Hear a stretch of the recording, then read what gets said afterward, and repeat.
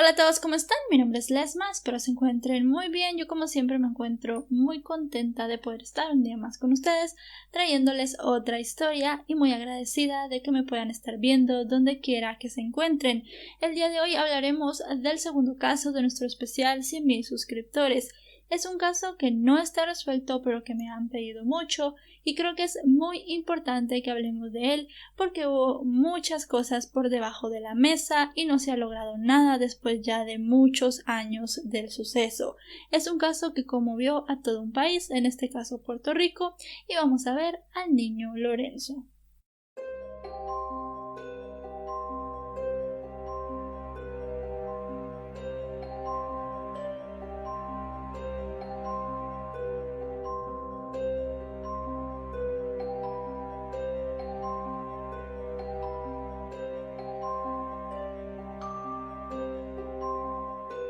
Lorenzo Ahmed González Cacho nació un 29 de noviembre del año 2001. Fue el hijo del medio del matrimonio de Ana Cacho y Ahmed Ali González. Ellos tuvieron otras dos hijas, una mayor y otra menor que el niño. Todo el mundo describe a Lorenzo como un niño muy enérgico, al cual le gustaba mucho la actividad física.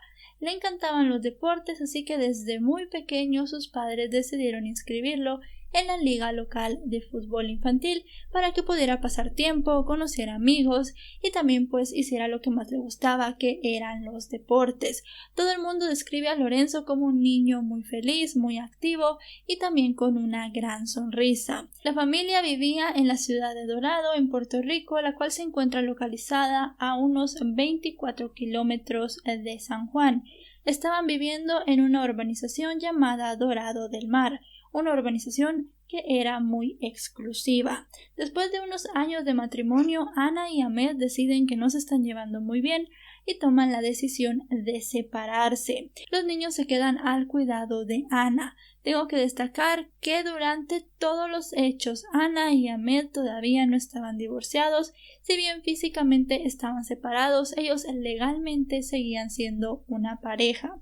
A pesar de la separación, los niños siguen viendo mucho a su padre, se llevan bastante bien con él, pasan tiempo de calidad tanto con su padre como con su madre. Parecía que estaban viviendo una vida idílica, pero todo esto cambiaría el día 9 de marzo del año 2010.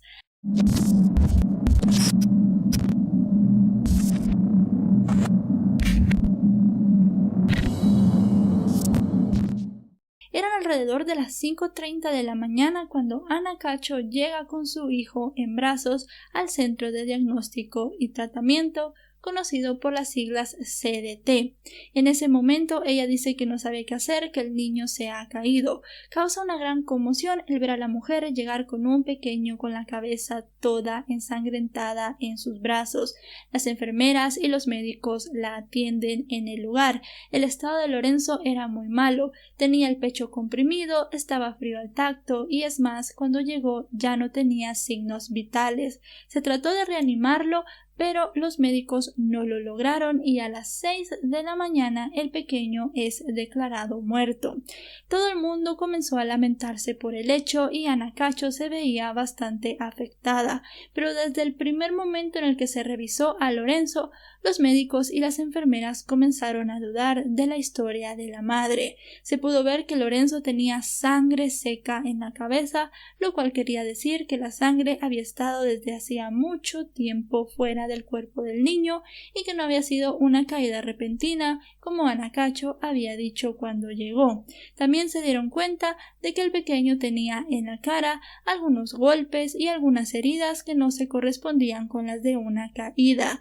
Tenía en la cara 3 heridas que creyeron estaban hechas con un objeto punzocortante. La actitud de Ana tampoco fue la mejor y puso a dudar muchísimo más a todo el equipo que le estaba ayudando con su hijo. Ellos querían llamar a la policía para que se levantara un reporte de lo que le había pasado a Lorenzo.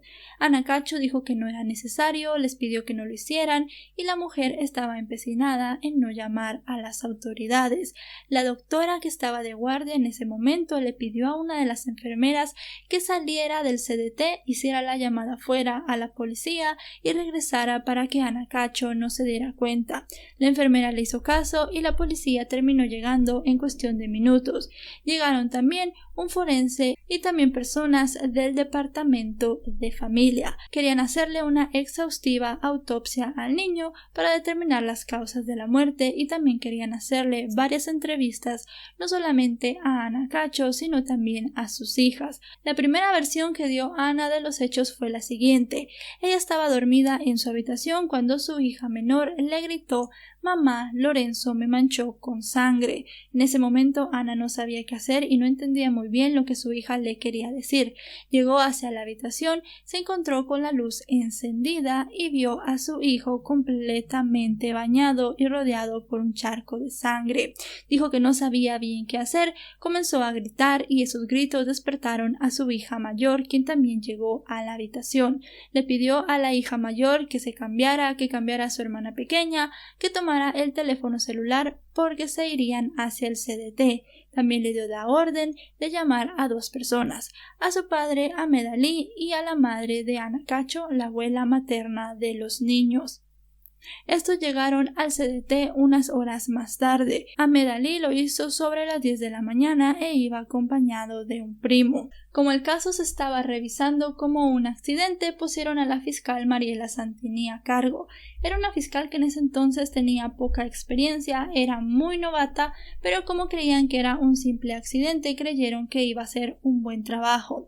El mismo día de la muerte del niño se comienza a revisar la casa de Ana Cacho, específicamente el cuarto donde Lorenzo dormía.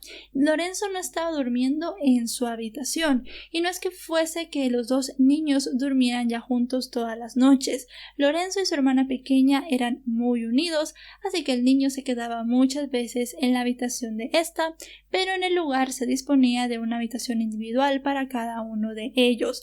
Se centraron mucho en la habitación de la hermana pequeña para poder recabar cualquier prueba que les pudiera ayudar a terminar de esclarecer los hechos. Pero más allá de ayudar, la primera revisión de la escena dejó muy contaminado todo el proceso. Primero, la forma en la que se vieron las pruebas. Como se estaba examinando la escena de un supuesto accidente, no hubo consideración en tomar ADN, en ver huellas o cualquiera de estas cosas del lugar. También la investigadora forense a cargo de la escena, una mujer llamada Wanda Candelaria, dijo que se llevaran solamente 3 cosas de la habitación: el cubrecamas, la sábana y la almohada. Dejó el colchón con una gran mancha de sangre en la escena. Ella se escudó diciendo que en un primer momento creyó que solo era necesario llevarse todo lo de la habitación que había estado en contacto directo con la sangre. Como el colchón estaba cubierto por la sábana y el cubrecamas, pues realmente ella pensó que no era necesario llevárselo y lo dejó en esa posición. Luego de hacer esta pequeña requisa, porque en realidad no fue una requisa muy grande, la fiscal decide levantar la escena. Esto también generó una gran controversia porque al levantar la escena la gente podía entrar y salir de la casa como quisiera, y eso fue lo que al final terminaron haciendo. Carlos Cacho, el padre de Ana, se acercó a la casa para poder limpiar todos los restos de sangre y también de desorden que hubiesen podido quedar en el lugar. Él dijo que esto era para la comodidad de sus nietas, para que ellas pudieran regresar a su casa como si nada hubiese pasado. También preguntó por el colchón y dijo que la misma fiscal le había aconsejado que lo tirara, que ya no les iba a servir para nada y que no era necesario que lo tuvieran en la casa. Le dijo que se podía quedar con el somier porque este estaba prácticamente como nuevo, no tenía ninguna mancha de sangre. Carlos Cacho dice que hizo caso a la fiscal, tomó el colchón, lo metió en el vehículo que estaba conduciendo y fue hacia el vertedero de Dorado para poderlo tirar allí. También tenemos que saber que el vehículo que conducía a Carlos Cacho cuando hizo esto fue la camioneta gris marca Cherokee de su hija Ana, la misma camioneta en la cual ella había llevado a Lorenzo. Esta camioneta fue extremadamente limpiada por Carlos Cacho en ese mismo mismo momento. Luego de limpiar el vehículo de su hija, regresa a la casa para hacer lo mismo en el lugar. Limpió junto con algunos familiares cada rincón de la casa, quitando todas las manchas de sangre que pudieran encontrar y también cualquier indicio de que hubiese habido pues algún desorden, de que las niñas hubieran salido corriendo, que la ropa estuviera desordenada o que las cosas de su hija no estuvieran en su lugar. Como les digo, el hecho de que se levantara la escena creó una gran controversia más adelante. Carlos Cacho dijo que solamente actuó porque la fiscal le aconsejó que hiciera esas cosas. De vuelta en el CDT, Ana Cacho expresó su deseo de irse con unas amigas, pero su madre se lo impidió, y Beth González, quien es la madre de Ana Cacho, le dijo que lo mejor era que se fuera con ella y que las dos niñas se fueran con su hermana, o sea, con la tía de Ana Cacho. También fue muy controversial esto porque se empezó a decir que la madre de Ana no había querido entregarle a las niñas a su padre, que en cierto punto lo había hecho para que las pequeñas no hablaran con él y le dieran algún dato sobre lo que había pasado. La familia también estaba a la espera de la autopsia para saber realmente cuál había sido la causa de la muerte del pequeño. La autopsia se realizó el mismo día que el niño falleció y los resultados estuvieron al día siguiente. Lo que arrojaron esos resultados dio inicio a un proceso de búsqueda judicial muy grande en Puerto Rico. Dio inicio a abrir uno de los crímenes más infames de la historia. La autopsia reveló que las heridas que Lorenzo tenía en su cara no eran compatibles con las de una caída. Fue en ese momento que se cambió el motivo de la muerte de accidente a homicidio. El pequeño tenía un severo trauma craneal, el cual se había provocado por un golpe en la cabeza, y además de eso tenía 3 heridas de arma blanca en la cara. En la sien izquierda, sobre la nariz, la herida de la nariz había sido tan dura que le había roto el cartílago, y además de eso también tenía una encima del párpado. Estas heridas eran brutales y todas fueron consideradas prácticamente mortales. También se aseguró que el niño había recibido estas heridas mientras estaba acostado. La herida más letal de todas había sido la de la nariz, y además de eso se especificó que la herida de la sien había sido hecha con un solo movimiento. La muerte no fue instantánea y la causa oficial se estableció como un severo trauma cráneo-cerebral. Era importante saber también a qué hora había fallecido Lorenzo. El forense dijo que el niño no había fallecido a las 6 de la mañana, como se determinó en el CDT, sino que había sido muchísimo antes, y que además de eso el pequeño había estado agonizando por al menos media hora. Puso una hora para el fallecimiento del pequeño a las 4 de la mañana del día 9 de marzo de 2010 aproximadamente. Esto era una diferencia de más de hora y media de la hora a la que Ana había llegado al CDT. Todas las cosas comenzaron a ser muy extrañas para todo el mundo y la opinión pública puso a Ana Cacho en la mira, pensando que tal vez ella se convertiría en una sospechosa en la muerte del pequeño. Debido a los cambios en el rumbo de la investigación, se ordenó hacer una segunda requisa en la casa de Ana Cacho, el día siguiente a la muerte del pequeño Lorenzo, el día 10 de marzo.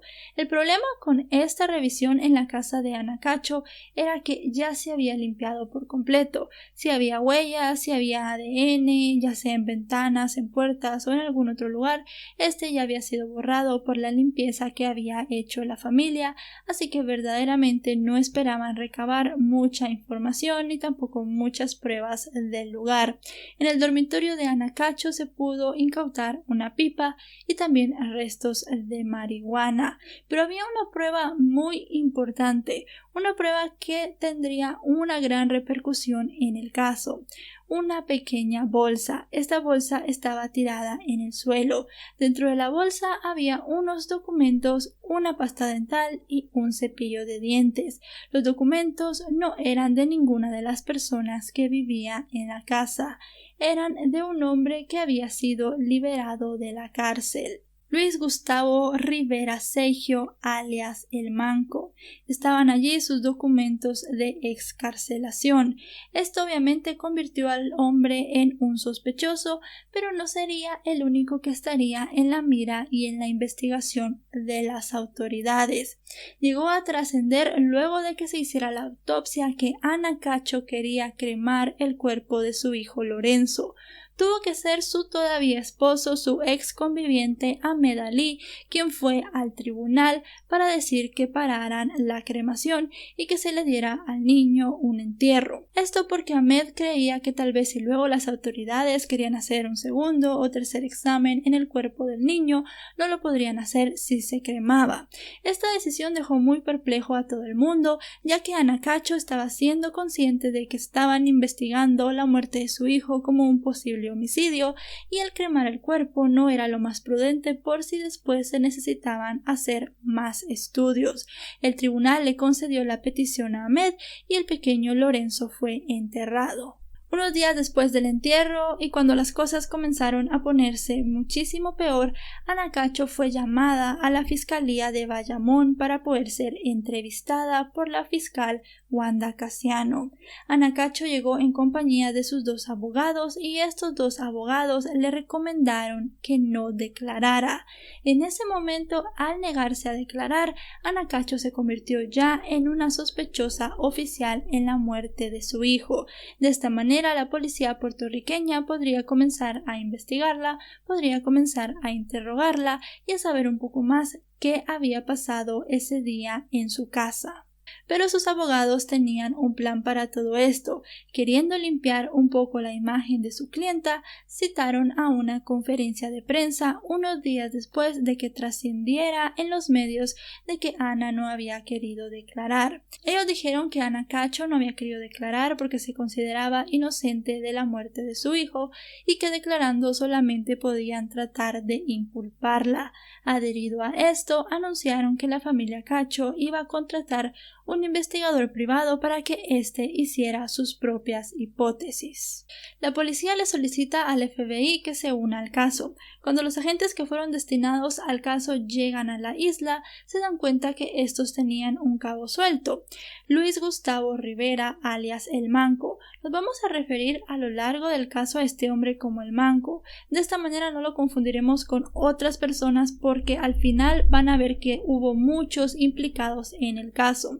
El Manco era una persona que había sido excarcelada. Se dieron cuenta que había sido excarcelada por error, ya que él sufría de diversos trastornos mentales. Tenían que ir a buscar al hombre y saber cómo habían llegado sus cosas a este lugar, cómo él había entrado de cierta forma, si era así, a la casa de Ana Cacho, si había visto algo o si él era el culpable de la muerte del niño.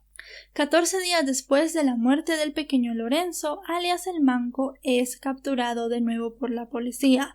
Los medios querían tomar la mejor foto del hombre y comenzaron a poner en sus portadas que era un preso que estaba bajo tratamiento psiquiátrico y que había sido liberado por error. Fueron con El Manco, lo entrevistaron y le hicieron después un interrogatorio exclusivo sobre la muerte de Lorenzo.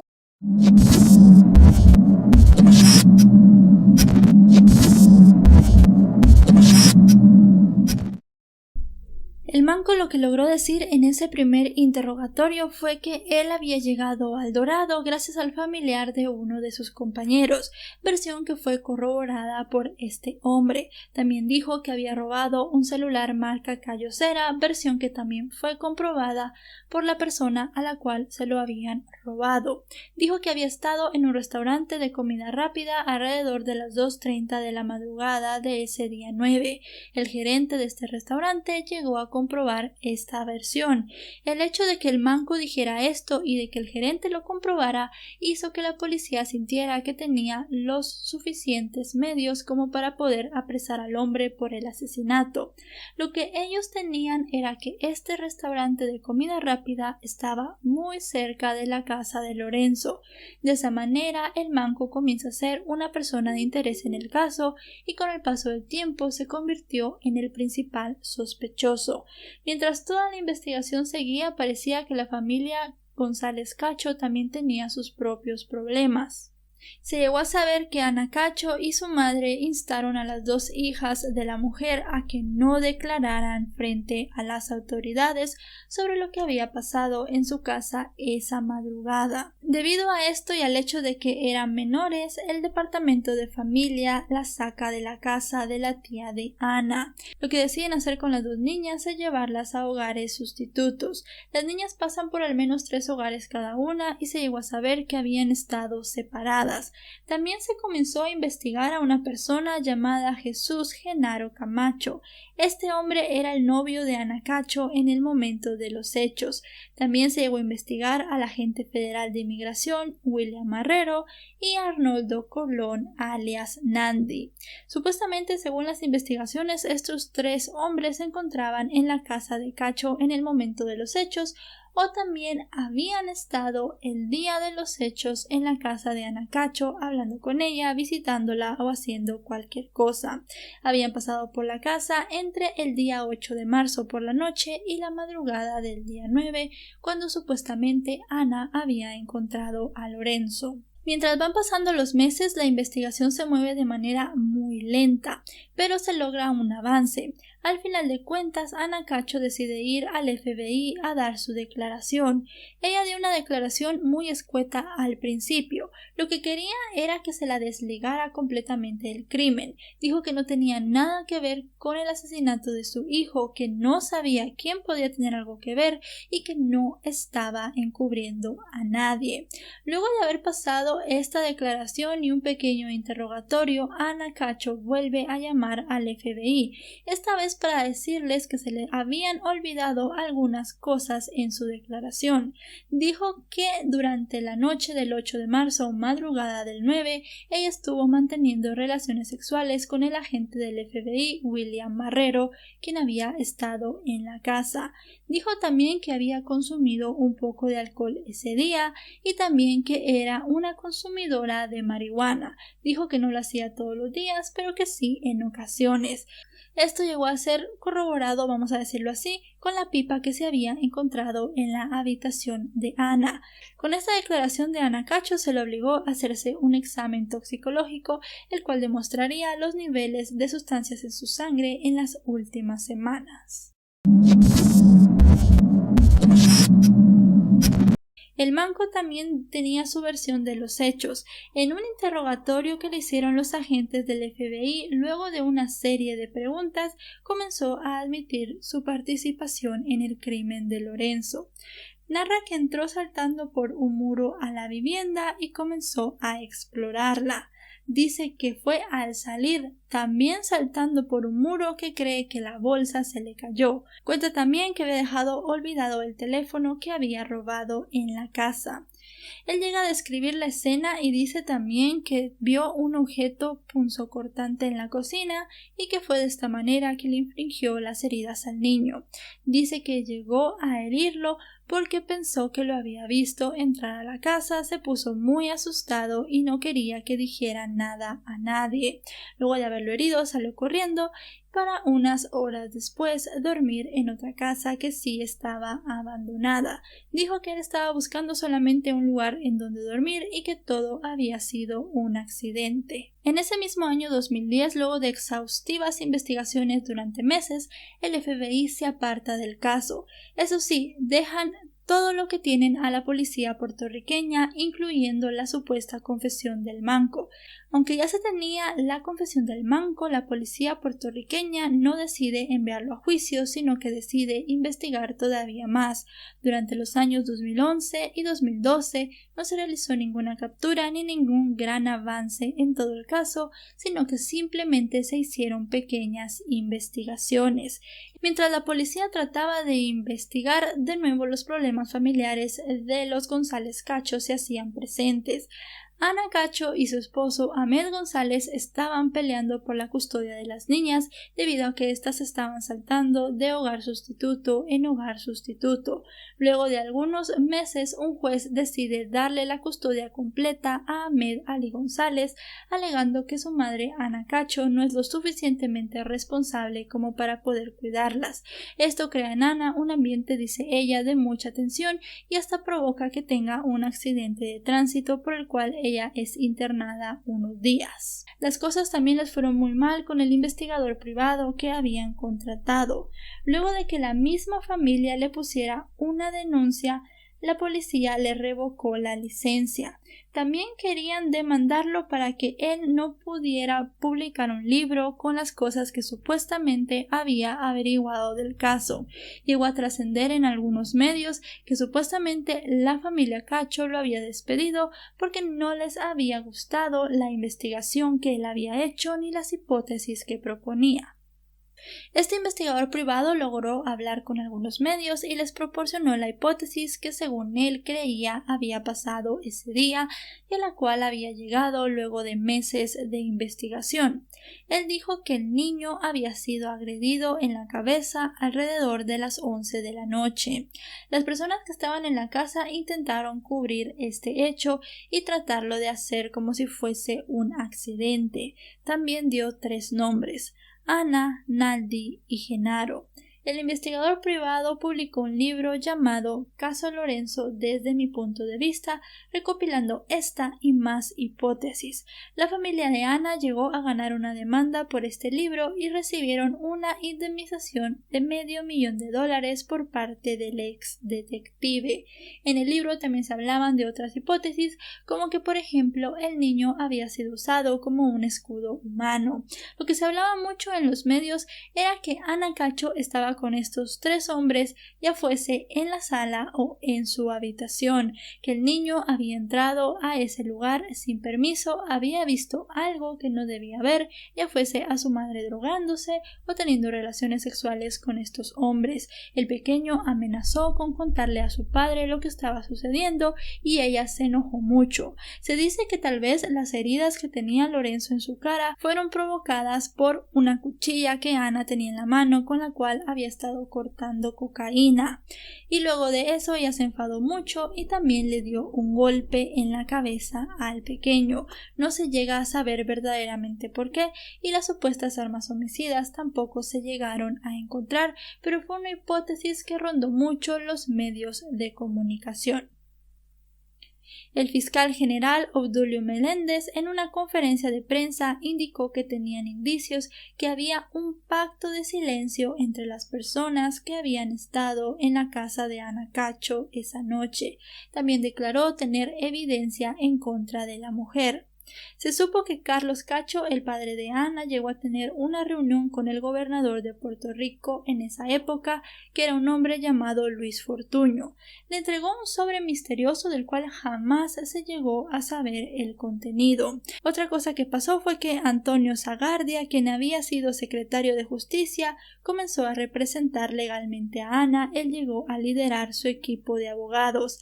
Declaró en varias conferencias de prensa que su clienta había sido víctima de los medios, de los chismes y de las especulaciones y que no tenía nada que ver con el asesinato de su hijo, que era una madre ejemplar, una mujer que muchas personas querían y que lo único que quería en ese momento era recuperar la custodia de sus otras 2 hijas. También se llegó a saber que las niñas le escribían cartas a Ana. Llegó a destacar una carta que le envió la hija mayor en la cual le reclamaba por estarse drogando y por ser una mala madre.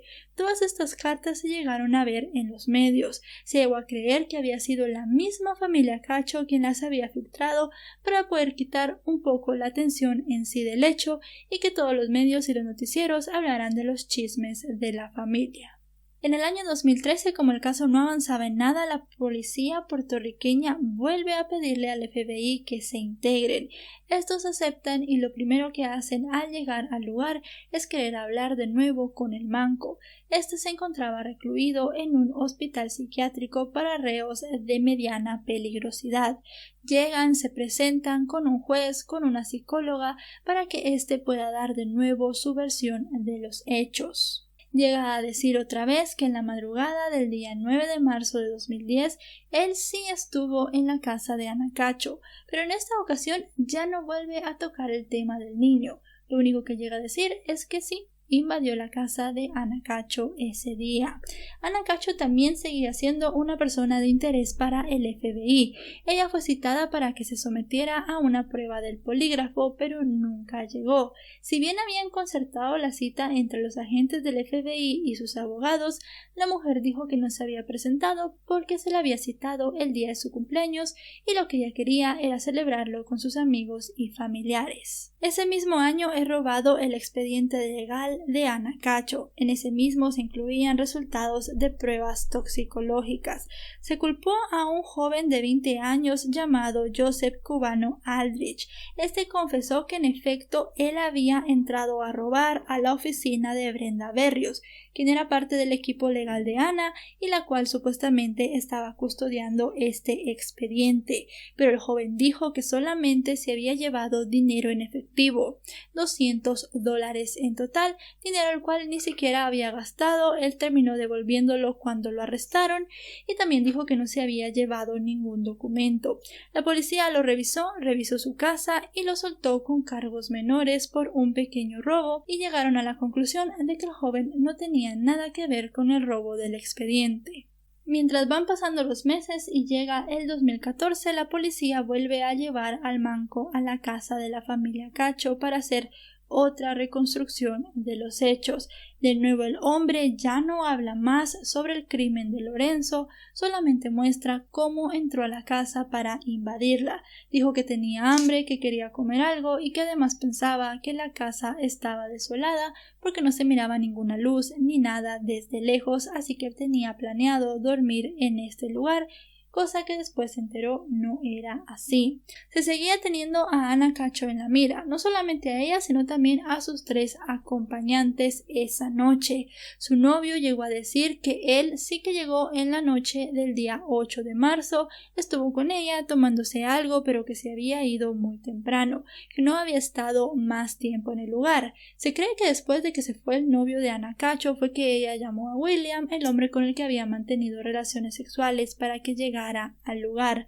Las cosas no estaban nada claras porque Anna tampoco podía dar una línea de tiempo en su declaración que fuera consistente, caía en muchas irregularidades y también omitía muchos detalles que para la policía eran importantes. Como les digo, se seguía pensando en la hipótesis de que el pequeño Lorenzo había visto algo que no tenía que ver o que lo habían tomado como un escudo humano en una pelea. Era lo más factible que tenían para poder acusar a Anna Cacho y a estas 3 personas, además de comenzar a saber que tenía que ver alias el manco en todo esto.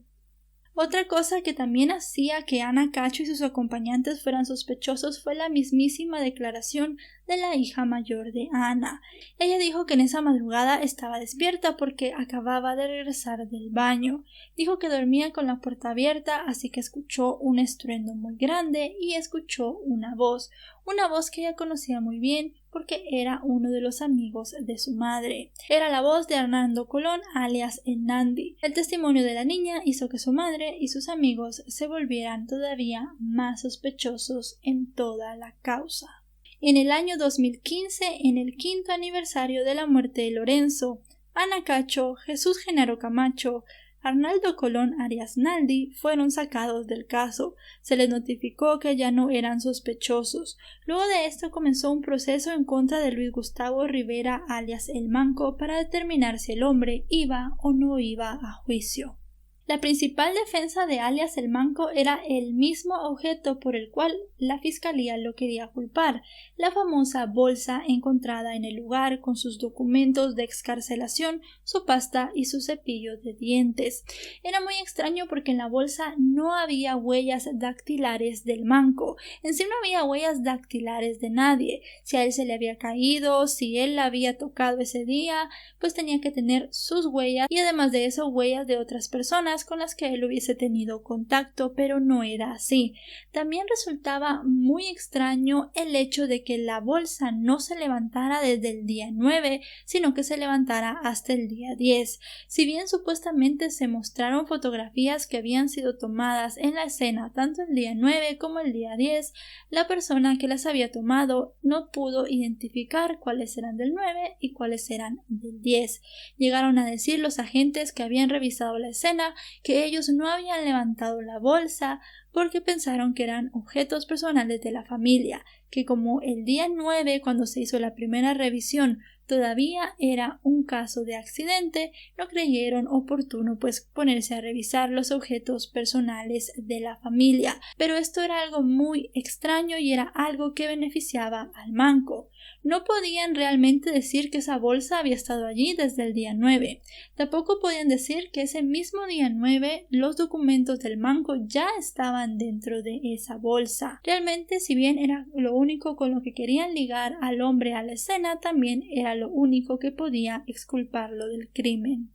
También la defensa del manco presentó un análisis psiquiátrico del hombre. Él padecía de esquizofrenia y también era una persona que muchas cosas no las podía hacer por él mismo. Como ya les dije, también el tratamiento de la escena del crimen fue algo de lo que se habló mucho en el proceso. Las autoridades aceptaron que no estaba bien haber tirado ciertas pruebas y declararon que en ese momento hubiesen sido muy importantes, entre estas el colchón. Había algo muy raro con el colchón también, y es que declararon muchas personas que vieron el colchón lleno de sangre. Supuestamente el niño se había caído, según dijo Anacacho.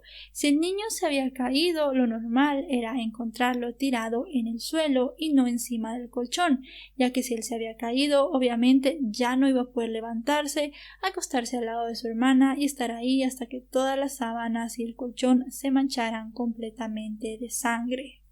La defensa también se llegó a escudar en el testimonio de la hermana mayor de Lorenzo, en el cual había dicho que había escuchado a Naldi y varios estruendos, pero este testimonio se cayó porque la hermana mayor de Lorenzo, que en ese entonces ya tenía 19 años, ya era mayor de edad, volvió a testificar en el juicio.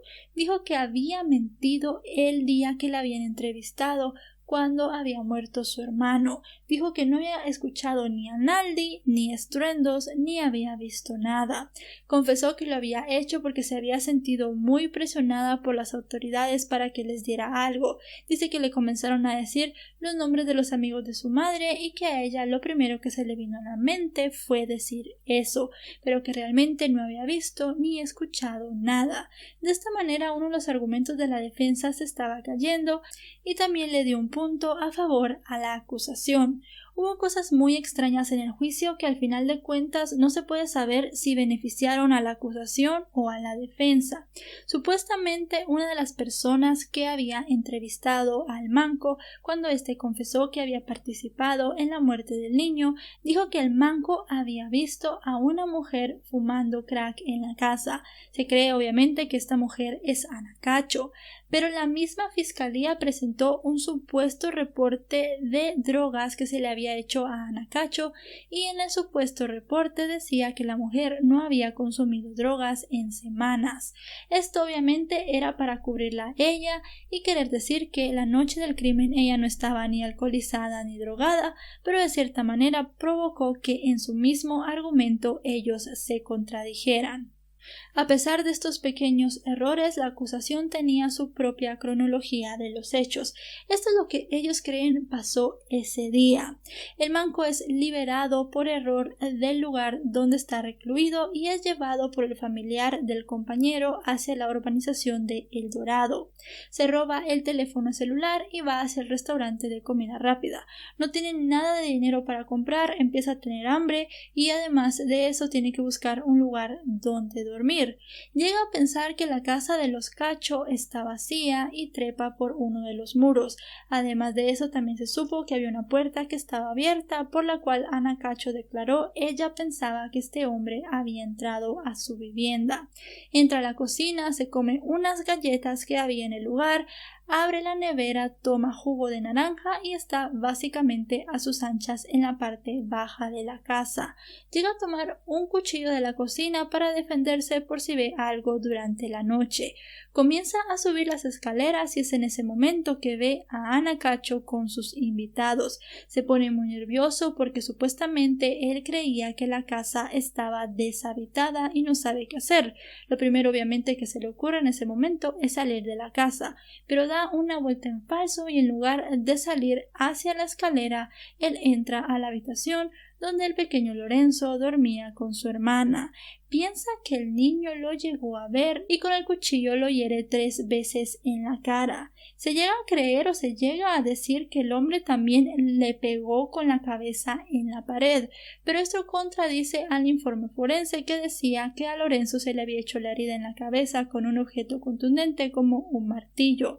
También es muy extraño porque la hermanita de Lorenzo tendría que haber escuchado eso, y si el manco vio a Ana Cacho y a sus invitados despiertos cuando entró a la casa, porque estos tampoco escucharon lo que había pasado.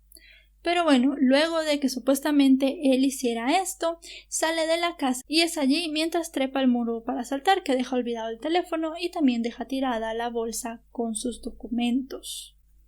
Pero la hipótesis, si bien estaba más o menos estructurada, no se sustentaba con nada. La casa había sido limpiada y no se había encontrado ADN del manco en la escena ni en ninguna cosa más que no hubiese sido limpiada, como por ejemplo los platos, en el paquete de galletas que él se había comido, en la refrigeradora, en el vaso que había usado para tomar el jugo de naranja. De quien sí se había encontrado ADN había sido de William Marrero en una pipa y también de Arnaldo Colón en un pantalón que había en la casa. Pero la acusación presentó una prueba a favor de estas personas y es que se utilizó una triangulación de teléfonos celulares. Esta triangulación determinó que los 3 hombres no habían estado en ningún momento los 3 juntos en la casa, pero que sí habían estado los 3 en la casa durante esa noche y esa madrugada. Era el mes de abril del año 2016 cuando se decide que no se llevará a juicio a el manco. Después de todas las declaraciones, presentación de pruebas y todo lo que había, se llegó a la conclusión de que no había elementos concluyentes que ligaran al hombre con lo que había pasado. Se llegó a pensar también que los agentes del FBI lo habían presionado para que pudiera decir que había sido él el que había matado al niño. Y también se dijo que si en un momento describió cómo había hecho las heridas a Lorenzo en la cara, había sido porque los mismos agentes del FBI le habían dicho lo que había pasado. Eso era lo que argumentó su defensa y al final de cuentas pues los jueces llegaron a creerlo porque decidieron no juzgarlo. Tampoco se dijo que se juzgaría ni a Ana Cacho ni a sus 3 compañeros, ellos ya desde el año 2015 habían sido exculpados, así que básicamente la investigación se quedó sin ningún sospechoso. Ana Cacho unos años después volvió a tener una pareja sentimental y ahora es madre de gemelos. Todo el caso de Lorenzo sigue sin resolverse. Desde ese 2016 ya no ha habido nuevas pistas, ya no ha habido nuevos implicados y realmente parece que la policía de Puerto Rico no ha avanzado mucho con la investigación. Cuando se les pregunta dicen que están intentando encontrar nuevas vías para investigar, pero que realmente no han encontrado muchas cosas. Para muchas personas en Puerto Rico lo que pasó en esa casa es evidente y señalan a una sola culpable, a Ana Cacho. Creen que el manco fue una cabeza de turco que intentaron poner para que se exculpara a la mujer, pero como les digo, para muchos en la opinión popular, la mujer es la culpable de la muerte de su hijo, ya sea porque la vio drogada, porque entró a la habitación y vio que estaba con muchos hombres, porque el niño la amenazó con decirle al padre lo que estaba viendo o por cualquier otra cosa. Como les digo, muchos creen que Ana Cacho fue la persona que le quitó la vida al pequeño Lorenzo en ese momento. Por eso fue que no dejó que sus hijas hablaran con su padre luego de la muerte del pequeño, por eso no dejó que declararan y por eso las cartas de su hija diciéndole que se drogaba, que era una mala madre y también por eso su actitud en el CDT de que no querían que se llamara a la policía.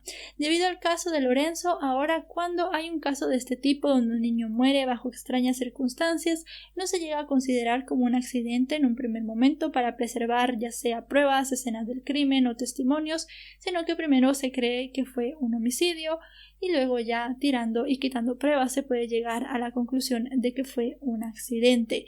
Esto para que haya una mejor investigación.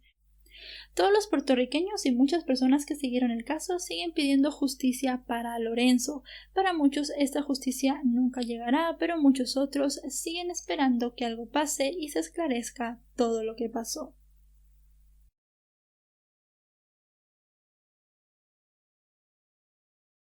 Sospecha de alguien, usted realmente no que sospecha de alguien, sino que con quien único usted tenía situaciones que pudiera entender problemáticas eran con su ex esposo, ¿correcto? Correcto, yo llevaba 2 años y medio tratando de divorciarme de mi ex esposo y me las hizo bien difícil. Pero usted sospecha de él como tal. No quiero hacer lo mismo que hicieron conmigo, ni lo que él ha hecho conmigo. Solo le tocará a justicia decidir. O sea que no diría que usted piensa que él puede haber hecho algo así. No voy a hacer lo mismo que él hace conmigo. No lo voy a hacer. Él se opuso a la cremación y usted estaba a favor de la cremación en un momento dado. ¿Por qué? Él estaba de acuerdo a la cremación. Él, por teléfono, por un amigo que se llama Daniel, él dio la autorización a la cremación. Cuando yo estaba, porque yo hice todos los arreglos fúnebres, los hice yo. Él no se apareció ni para nada. De hecho, le pedí al amigo, dile a Ali que por favor venga, que es lo último que podemos hacer por nuestro hijo, que venga. Para nada. Entonces yo le indiqué, el amigo dice por el teléfono, Ali dice que quiere la cremación.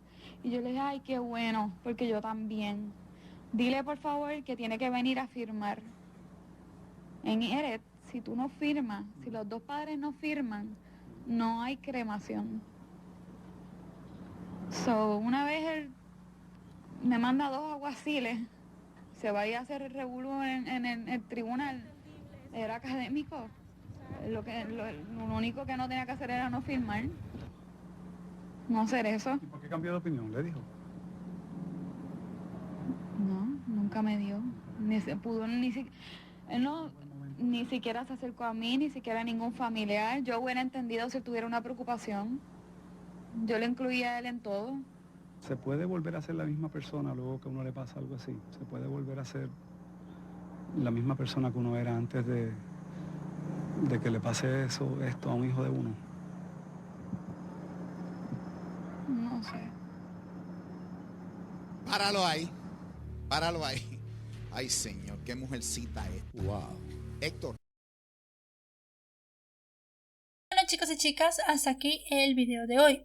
El caso de Lorenzo es un caso muy enredado, pero a la vez, en mi opinión personal, esto ya es muy personal, creo que también hay muchas pruebas que pueden apuntar a los supuestos culpables o a las personas que tal vez se podría juzgar por esto, y son su madre y ya sea sus 3 amigos o solamente 2, tal vez el novio no participó, etcétera, etcétera, etcétera, quién sabe todo esto. Ya sea cual sea la situación, creo que Ana Cacho en esa noche sabía algo, tuvo algo que ver con lo que le pasó a su hijo. La opción de que el niño entrara podría ser que la viera teniendo relaciones con este hombre William y sabiendo de que ella tenía un novio, aparte estaba el padre. Podría haber pasado de que pensara que le iba a decir a alguien. No lo sé, yo creo que todo en sí es muy extraño, pero a la vez también es un tanto obvio. Porque también la familia Cacho era una familia que tenía poder económico. Como les digo, el padre llegó a ver a esta persona que era el gobernador de Puerto Rico. Dicen que le entregó ahí un sobre muy extraño, no se sabe qué fue. Ana Cacho tenía un equipo de abogados muy importante también, personas que habían estado en la justicia pública del país. El hecho de cómo se trató la escena, muchas cosas se hicieron mal. Y como ya les dije, para la opinión pública, para muchas personas, Ana Cacho es la culpable. Alias, el manco está recluido en una institución psiquiátrica. Realmente no se ha llegado a abrir otra causa. Se intentó que se abriera de nuevo otro proceso contra el hombre, pero rápidamente se dijo que no había ningún indicio para poder llevarlo a juicio. Y hasta ahora pues no se sabe quién le quitó la vida a Lorenzo, no se sabe qué pasó esa noche, hay muchas contradicciones, muchas cosas que no encajan y al final de cuentas pues han pasado muchos años ya. Los abuelos de Lorenzo han hablado luego de varios años y dijeron que ellos están seguros que su hija Ana Cacho es inocente. El padre de Lorenzo sigue pidiendo justicia. Ana Cacho ya volvió a hacer su vida, ya tiene otros 2 hijos, tuvo unos gemelos con otra persona y prácticamente pues ella ya pasó página de todo esto, pero dicen los padres de ella que ella también sigue pendiente del proceso, sigue pendiente de qué avances se han hecho y quiere también que todo se esclarezca. Mi nombre es Lesma. Si este video les ha parecido informativo, recuerden dejarle un me gusta y compartirlo con quien ustedes crean, pues también le puede interesar. Les dejo mis redes sociales, aparezco en todas como LesmaOR y les dejo mi segundo canal. Mi segundo canal ya no se llama Lesma Vlogs, tendré que cambiar esto de acá. Se llama Lesma V, como acá, pero en lugar de la R le puse una M. Porque no quiero que sea exclusivamente de vlogs, sino que lo que he pensado hacer es cuando tenga muchos problemas de monetización, tratar de subir los videos de casos a este canal en ocasiones muy específicas, ocasiones en las que ya haya mandado un video a revisar muchas veces y me lo hayan pues rechazado y ese tipo de cosas, o también muchas veces YouTube se tarda 2 días para poder revisar un video, así que los videos no llegan a salir a tiempo. Si pasa eso, pues lo estaré subiendo por allí. Igual seguiré subiendo el contenido de siempre, el contenido que subo por allí, pero será solo en casos de emergencia, vamos a hacerlo así y muy específico. Se los dejo, Lesma VM. Igual si ponen Lesma Vlogs, creo que sigue saliendo el canal por allí. Así que nada más, recuerden suscribirse si no lo están. Nos vemos hasta otra.